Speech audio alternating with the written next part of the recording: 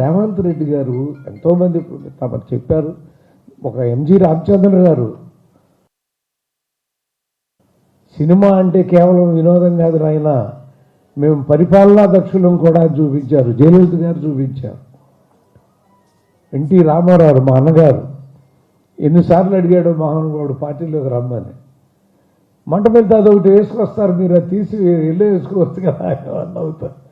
వద్దులే అన్నగారు, ఎందుకో ఈ జీవితం కళానికి అంకితం అయ్యాను నేను, అందుకనే మీరు చూడండి నేను ఎక్కడ వెళ్ళే ఎలక్షన్లో నిలబడలేక.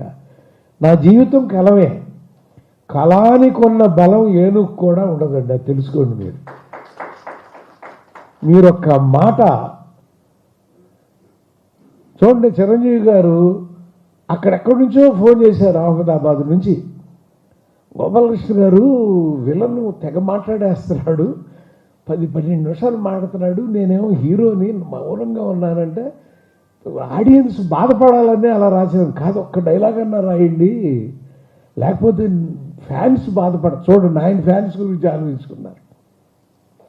అంటే సరేనండి, ఒక 5 నిమిషాలు 5 నిమిషాలు అన్నాడు. అవునండి, 5 నిమిషాల తర్వాత మళ్ళీ చేయండి అన్న. ఫోన్ చేశాడు, వచ్చింది ఆడాలి, వచ్చిందండి. నేను చెప్పండి అన్నాడు. తప్పు మా వైపు ఉంది కాబట్టి తలదించుకు వెళుతున్నాను, లేకపోతే తలలు తీసుకువెళ్ళేవాడిని, ఎదురుగా ఉంటే కౌగిలించుకునేవాడిని అన్నాడండి ఆయన.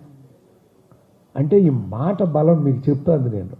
ఒక మాట, ఇప్పుడు మన వల్లభనేని అనిల్ కానీ అమిరాజ్ కానీ ఈ ఫెడరేషన్ ఎలా తీసుకొస్తున్నారండి.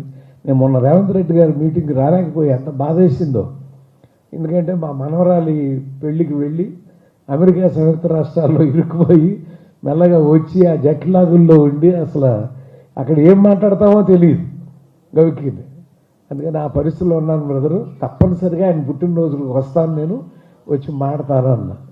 ఎందుకంటే మీ అందరికీ రేవంత్ రెడ్డి గారు ముఖ్యమంత్రిగానే తెలుసండి, కానీ నాకు ఆయన తెలుగు యువతలో ఉన్నప్పుడే నాకు తెలుసండి. వారిని నేను కలిసేవాడిని, వారు మా ఇంటికి కూడా 1-2 సార్లు వచ్చారండి.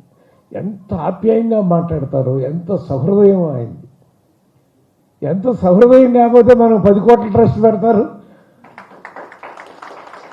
ఎవరు చేశారు ఇంతకుముందు? ఎవరు చేయలేదుగా. మరి ఆయన అంత ఆలోచించి సినిమా టికెట్ మీద వచ్చే డబ్బుల్లో 20% కూడా మన కోసం ఇప్పిస్తారంటున్నాడండి మా అమ్మవాడు. అంటే మన కష్టం అక్కడ తెర మీదకి వెళ్తాను.